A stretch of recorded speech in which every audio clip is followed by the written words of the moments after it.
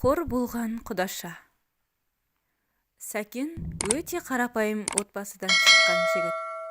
Біреуден артта, біреуден алда өмір сүріп жатқан жөні бар. Әке-шешесінің тұңғышы, әрі жалғыз ұл перзенті. Артынан ерген 4 қарындасы бар. Жастайынан тыным көрмей келеді. Арба сүйреп, жүк тасып, қыстың қаһарлы аязына, жаздың аптапты ыстығына да қарамай еңбектеніп келеді. Алайда өзіне бір тиын да жаратқан емес. Үнемі ескі құсқы киім киіп, әбіржіп жүреді. Өзіне жаратқысы келсе де, тапқан табысы түкке де жетпейді. Өзіне жұмсаса, үй іші ас ауқатқа зәру болып қалады. Әкесі бірнеше жыл бұрын ауыр дертке ұшырап қаза болған. Анасы Күләш мектепте еден жуады. Табысы азын аулақ қана. Ол да болса 4 қыздың шығынынан артылмайды. Әрең күн кешіп жүрген отбасының бар уайымы жасы 27-ге келген Сәкенді үйлендіру болатын. Жағдайым жоқ деп, үйленбей өтер ме екен деп, ана жүрегі әр күн сайын сыздап ауыра бастауда. Ал жігіттің қызға қарауға мұршасы жоқ. Жастық шақтағы ең терең, әрі салиқалы ойлардың төресі, жарымды қалай таңдаймын? Жар таңдағанда неге мән беру керек деген сауалдар төңірегінде жігіттің миы қатып жүрсе де, ешбір қызға назары ауар емес. Әйтеуір Төлегеннің жібегіндей, Абайдың әйгеріміндей аруды аңсап жүрген жөні бар. Ал қыздар қиялына Мұхаммедпен, оған Алланың игілігі мен сәлемі болсын, оның сахабалары секілді иманды, парасатты жігіттердің образын сақтап қойған. Төңірекке қараса, қыз атаулы көп-ақ. Бағыма, сорыма, ешбірінің маңдайында жазулы тұрған болмаған соң, кімді таңдауын білмей әбден әбігерге түсті. Қараған күннің өзінде қыз атаулы бұл жігітке мойын бұрып қарағанда емес. Заманына сай адамы демекші, қазіргінің қыздары тек қалтасы қалың, көлігі бар жігіттерге ғана назар аударады. Базарда арба сүйреп жүріп, үнемі бір қызға көзі түсіп жүрді. Аса қатты сұлулық жоқ. Бетінде күйіктен қалған үлкен шырамы бар қызға не үшін қызыққанын өзі де түсіне алар емес. Жігіттің назары өзіне түсіп жүргенін байқаған Алтынайдың да жүріс-тұрысы өзгеріп, жігіттен алғашқы қадамды күтіп жүрді. Қыздың кетар емес екенін сезген жігітте танысуға бел байлап, жақын барып сөйлесті. Екеуінің әңгімесі жарасып, махаббат сезімдері бүршік жарып, бақыттан бал-бұл жайнап жүрді. Жақын таныса келе, Алтынайдың бай бақуатты отбасыдан шыққанын білген Сәкен, бұл махаббат хикаясының алысқа ұзамасын сезіп, өзін қыздан аулақ ұстауға тырысты. Алайда жан тәнімен жігітке ғашық болған қыз байғұс бұл махаббаттан оңайлықпен бас тарта қоймады. Жігіттің қыр соңынан қалмай, мән жайды анықтап шешпек болды. Сәкен, саған не көрінді? Неге менен қашып жүрсің? Алтынай, түсінші, біз бір-бірімізге тең емеспіз. Мен сені үлде мен бүлдеге орап, алақанымда аялап өте алмаймын. Оның үстіне, мына базардың тең жарты орны ағаларың мен әкеңе тиесілі екенін менен неге жасырдың? Мен сені өзім секілді қарапайым ғана жұмысшы болса керек деп ойлап едім. Мен үшін сезім адамның жұмыс дәрежесі мен байлық мансабымен өлшенбейді. Әкем мен бауырларым да дәл мен секілді ойлайды. Бірге болуымызға ешқандай да кедергі жоқ. Әкең сені маған бере қоймас. Әкем бәрінен хабардар, тіпті сенің еңбекқорлығыңа тәнті болып жүр. Не? Ол кісі мен жайлы біледі ме? Әрине біледі. сендей күйеу баланы қуана қабылдауға дайын. Бұл қалай болар екен? Менің әкем де кезінде шопан болып, жаздың шығына күйіп, қыстың суығына үсіп, қыр асып, біреудің малын баққан. Осы дәрежеге тек еңбектің арқасында жетіп отыр. Еңбекқор адамды әкем қатты құрметтейді.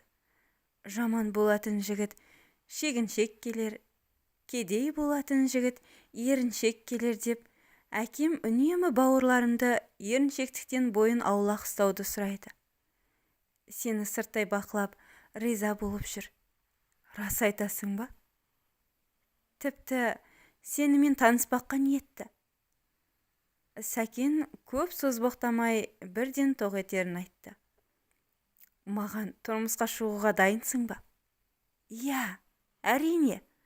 Өмірімді тек сенімен ғана елестете аламын. Менімен бірге қиындық көретініңді біле тұра келсесің бе? Сен менен оңайлықпен құтыла алмайсың. Саған ессіз ғашықпын. Сәкеннің жүзіне күлкі үйірілді. Екеуі де жас емес, ақыл тоқтатқан, еш жиған 30-ға жақындаған ересек адамдар болған соң, көп созбай тойдың қамына кірісті. Сәкен болашақ жарының әкесі Әбілқасымның алдынан өтіп ақ батасын алу үшін кездесіп, біраз әңгіме дүкен құрды. Әке, кешірім сұраймын. Сізді солай атамас бұрын рұқсат сұрамаппын ғой. Сіз қарсы емессіз бе?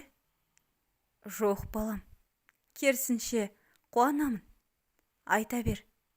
Не айтқың келді?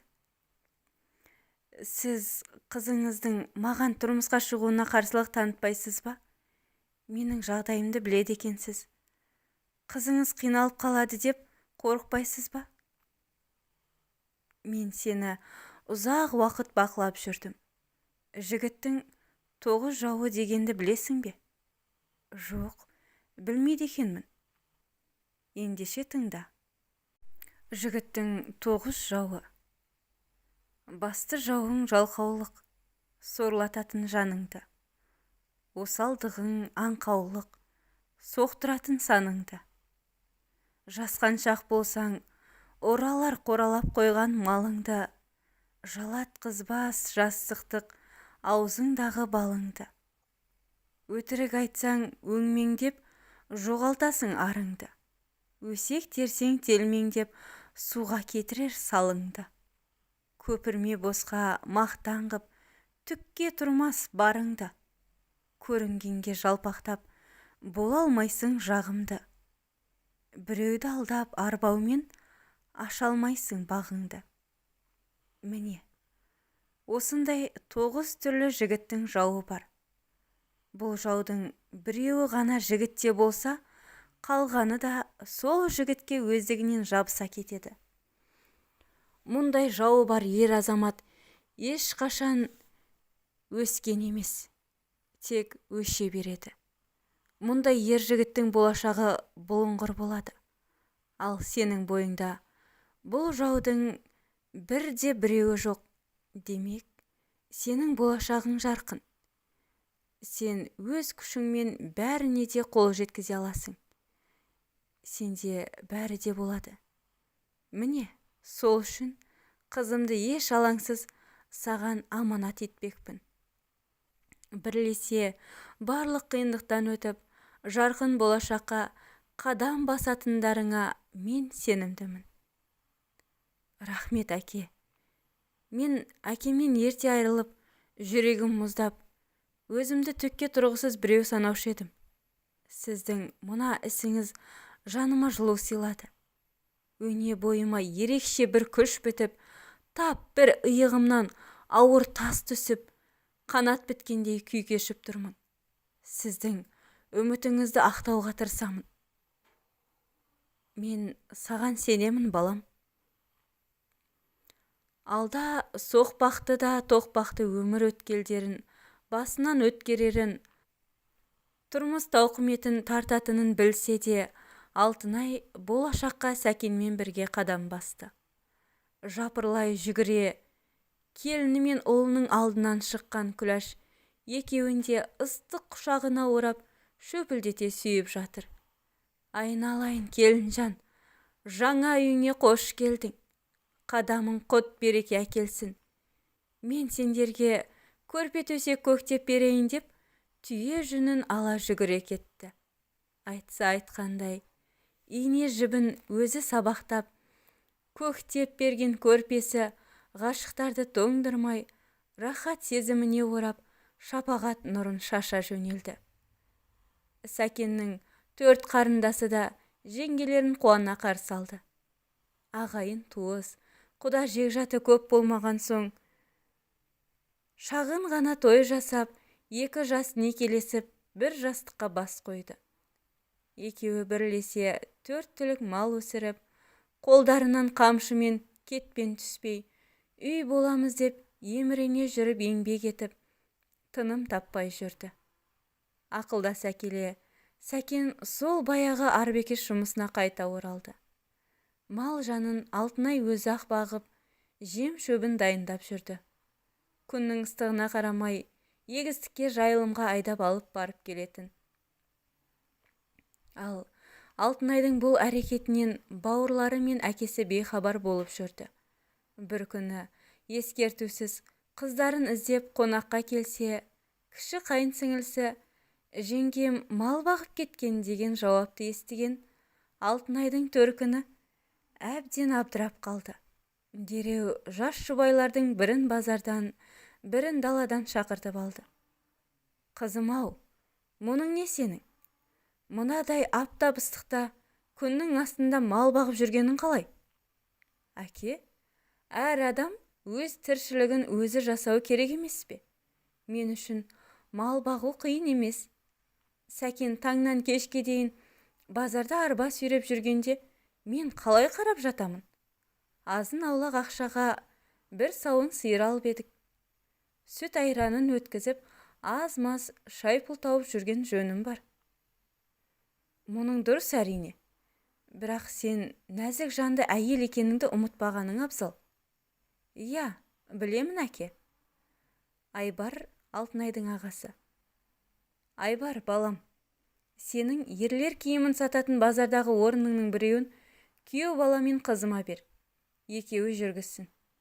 «Әкешім, тыныш жатып, көзін сатып, біреуден тіленбей, жанын қарманып, адал еңбекпен мал іздемек, ол арлы адамның ісі» деп үнем айтушы едіңіз ғой. «Дайын асқа тек қасық болып, ағамның дүкенін біз қалай иемденеміз?»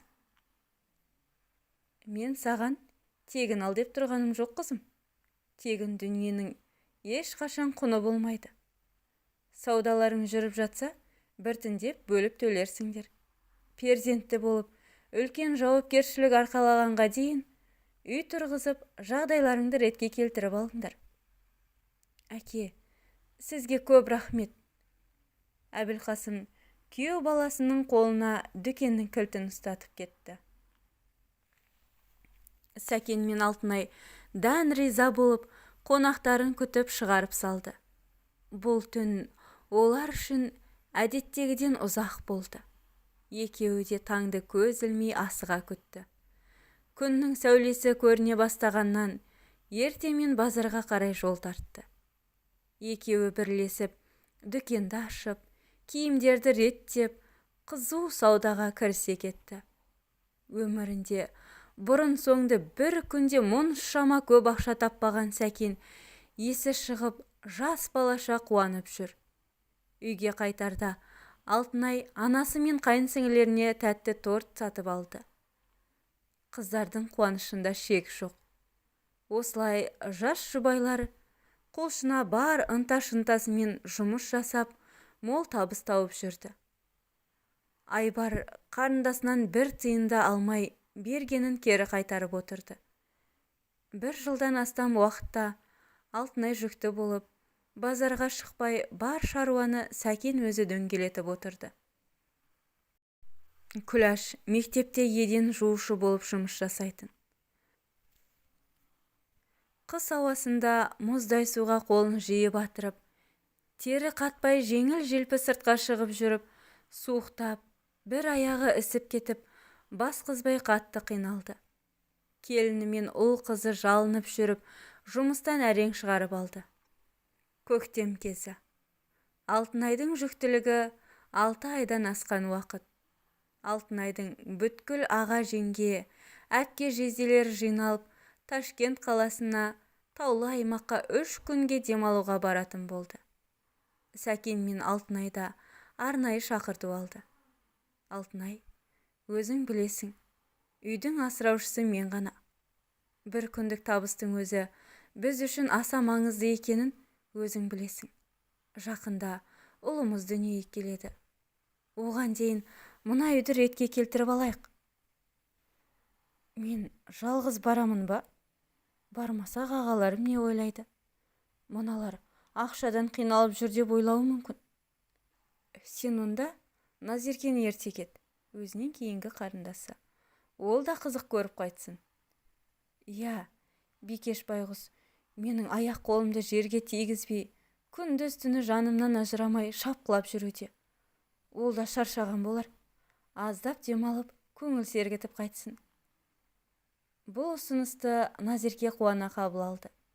Жеңгесі екеуі базар аралап, жаңа киімдер сатып алып, демалысқа қызу дайындалды.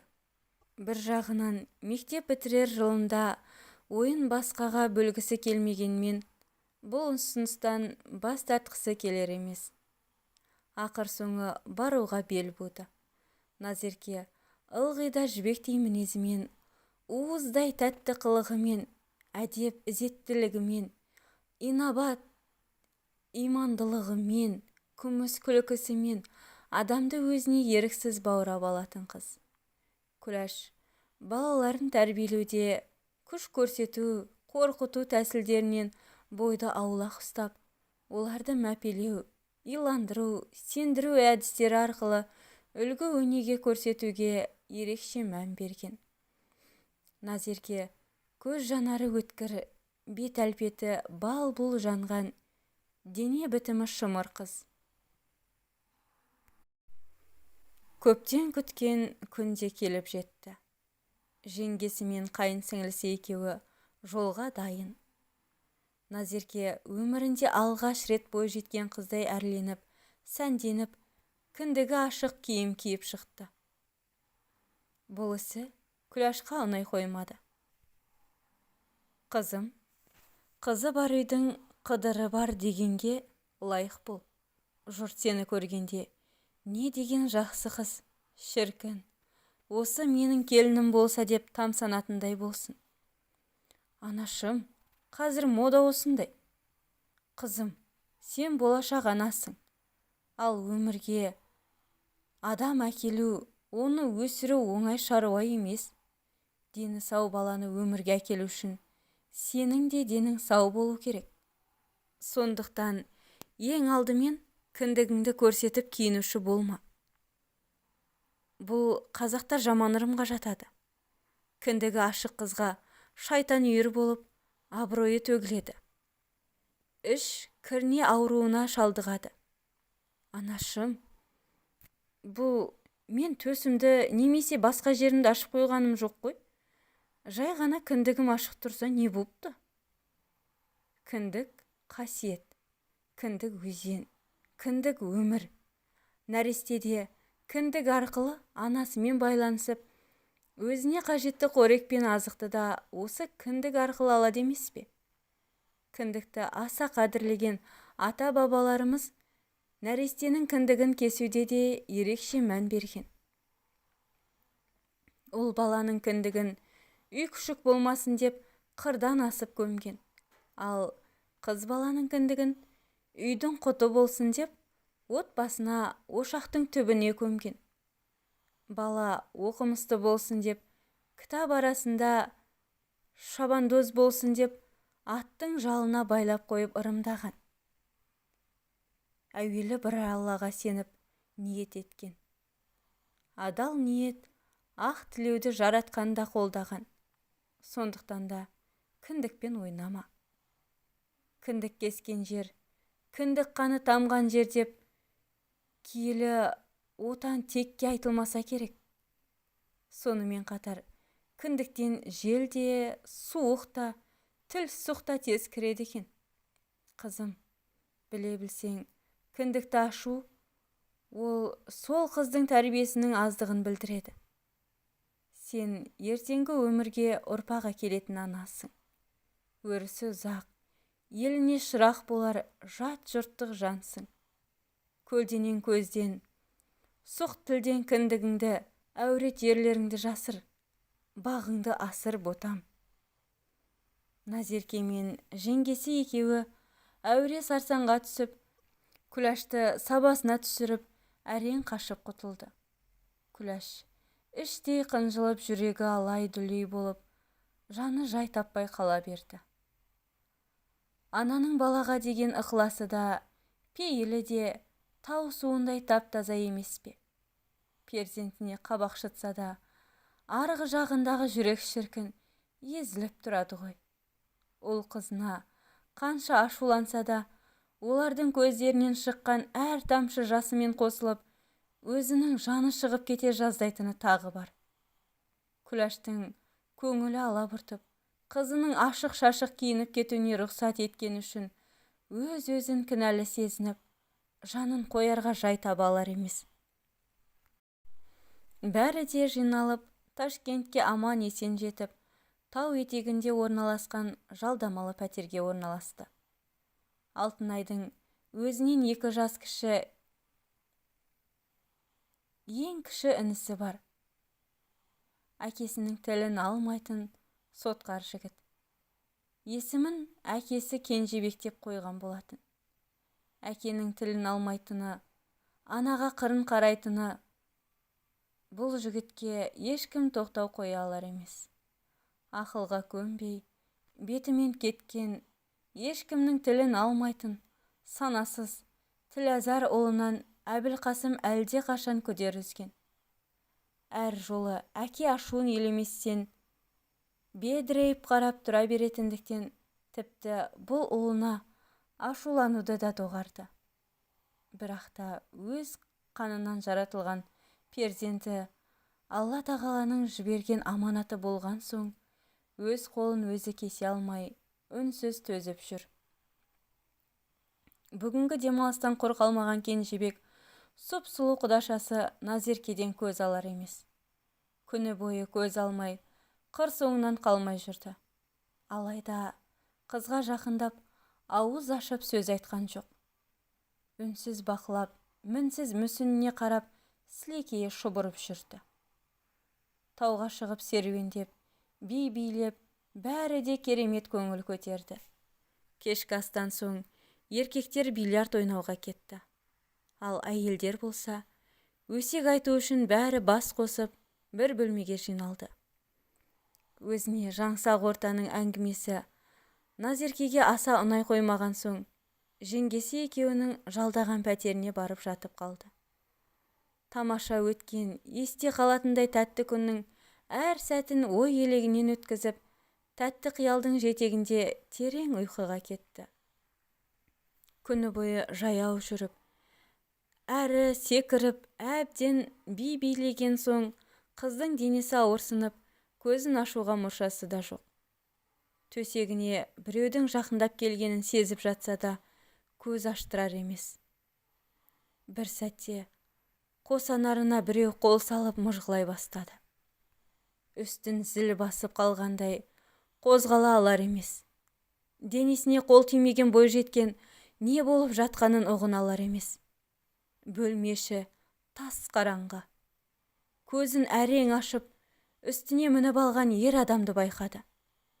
Сен кімсің? Не істеп тұрсың? Тарт қолыңды. Жібер мені. Үндеме. Сені бәрібір ешкім естімейді. Күні бойы бөксеңді жалтыратып, мені қоздырған өзің кінәлісің. Сен де осыны қаладың емес пе? Қане, кел. Өмірден ләззат алайық. Жібер мені. Көмектесіңдер. Сен ешкім естімейді. Еркек атаулының бәрі шараптарын ішіп, масайып жатыр. Әйел кіндіктің бәрі жарыса өсек айтуда. Қарсыласқаннан еш пайда жоқ. Кел бері. Қорықпа, мен саған тиіспеймін. Жалынамын, мені жіберші. Жақсы, сені жіберемін.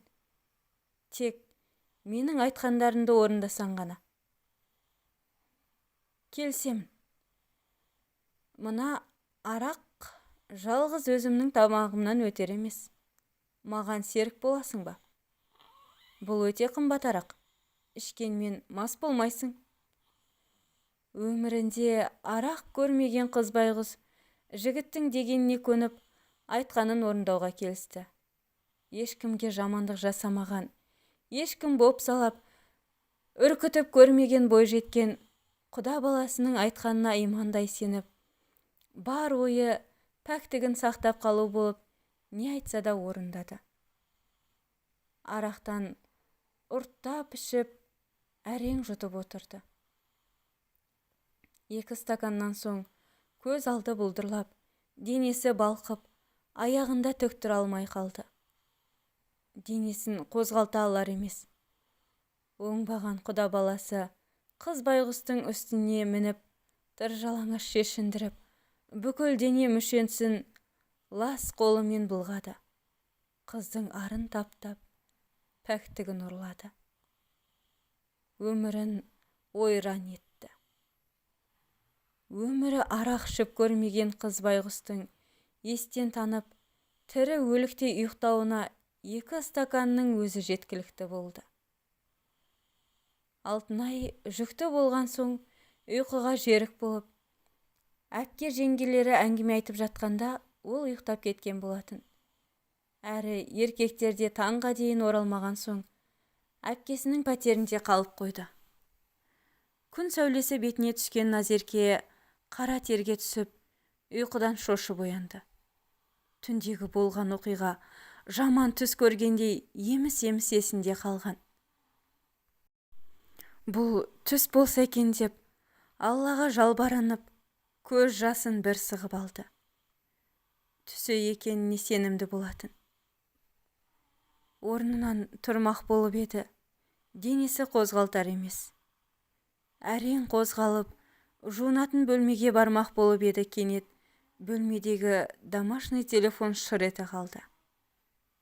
Жүрексініп, әрең жетіп барып тұтқаны көтерді. Ояндың ба? Кешегі түн саған ұнаған болар. Жексұрын неме? Тоқта, өшірме. Мені жақсылап тыңдап ал. Егерде бұл оқиғаны 3-ші адамға айтар болсаң, өміріңді өксікке толтырамын. Сендер менің әпкемнің арқасында тайраңдап жүрсіңдер. Егерде ағаң білсе, әпкеммен ажырасып кетері анық. Ал содан соң бұрынғы өмірлеріңе қайта ораласыңдар. Анаң ауырып сырқап, мектепте еден жуатын болады. Ағаң баяғыдай есек құсап арба сүйрейді. Мұндай демалу, киім кию бұлай тұрсын, ішерге ас таппай қаласыңдар. Бүйткен демалсын құрсын. Өмірімді ойрандадың ғой.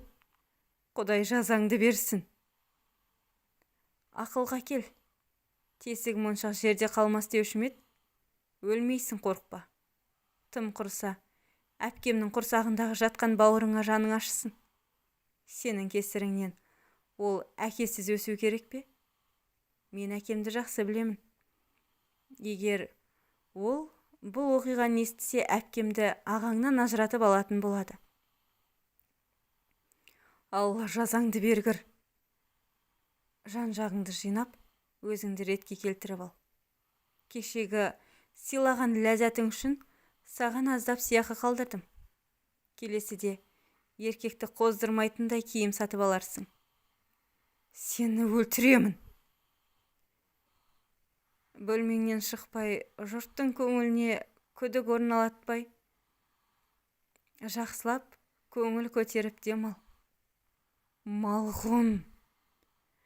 Назерке не істерін өзі түсіне алар емес. Бұл оқиғаны жұртқа жайғанда не өзгереді? Тек мені күлкі етеді емес пе?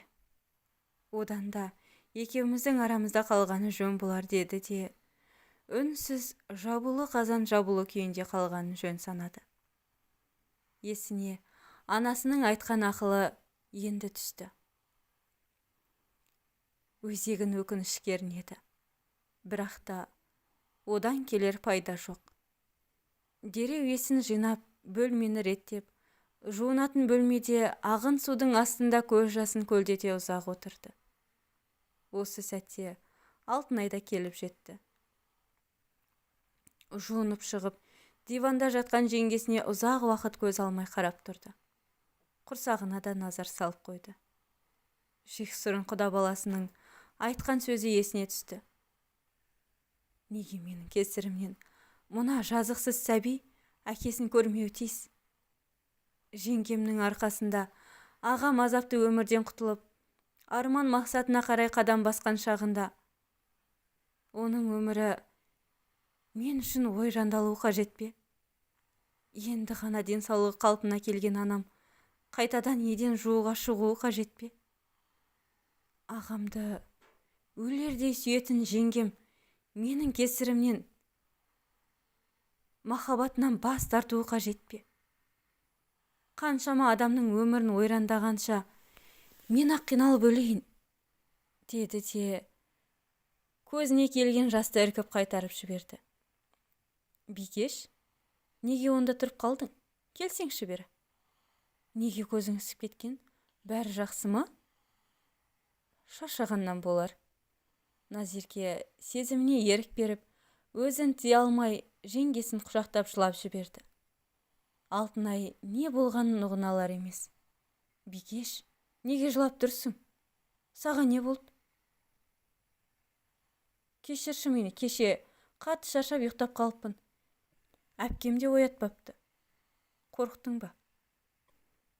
Жоқ, қорыққан жоқпын. Жеңге, сізге үлкен рахмет. Неге жылап тұрсың? Өз үйінен шығып көрмеген мен сорлыға шетелде демалуға мүмкіндік сыйлағаныңыз үшін көп рахмет. Қойшы жаным, мені жалғыз жібермей шашбауымды көтеріп жүрген саған рахмет. Осылайша Назерке ешкімге тіс жармады. Демалыс бойы ауырсыну сезімі басылмай, әрең шыдап жүрді. Үйіне қайтар кез жақындаған сайын анасының жүзіне қалай қарайтынын білмей, екі беті алмадай қып-қызыл бола шықты. Анасын көрген бойда құшағына еніп, еңіреп жылап жіберді. Қызым, саған не болды? Неге сонша жылайсың? Сізді қатты сағындым. Соғанда жылайсың ба? Кешіріңізші мені. Әй қыз, сен біртүрлі болып тұрсың ғой. Саған не болды? Ештеңе емес, тек сізді сағынып кеттім. Күләш не болғанын түсіне алмады. Қызы да жұмған аузын ашпай қойды. Сол демалыстан соң Назерке өте тұйықталып кетті. Анасының дегенінен шықпай, үнемі ақыл айтуын сұрап отырады. Ұзын етек киімге ақырын көше бастады. Өте иманды қызға айналды. Бірақ тым кеш ес жиды. Жүрегінің түбіндегі қорқыныш ешкімге айтпай, ішіне бүккен сырдың кесірінен әлі күнге дейін жасы 30-ға таяп қалса да тұрмысқа шыққысы келмейді. Мұның сырын ешкім түсіне алар емес. Ана болу, сүйікті жар болу секілді өмірдің ең қымбат сыйынан мақрұм болып, өмірі қор болып өтуде. Сол кезде анамды тыңдап, жабық киіп, құда баланың делебесін қоздырмай жүргенімде, бұлай болмас беді деген сұрақ жылдар бойы оған маза бермей келеді. Пәктігі жоқ екен, масқара, қыз емес болып шықты, деген секілді өсекке қалудан қорқып, шындық ашылып ағасының шаңырағы шайқалама деп, өмірі қор болуда. Өкінеді, күйінеді. Бірақ одан пайда жоқ. Қызы үшін алаңдаған Күлпаштың да денсаулығы сыр беріп, ақыр соңы өмірден ерте өтті. Анам менің тұрмыс құрғанымды көргісі келіп арманда кетті-ау деген өкініш байғұс қыздың жанын одан әрі жей түсті. Соңы сөз түйіні қыздарға кеңес. Ана мен қыздың арасында кішігірім болса да реніш болып жатады. Кейде анаңның айтқаны ақылға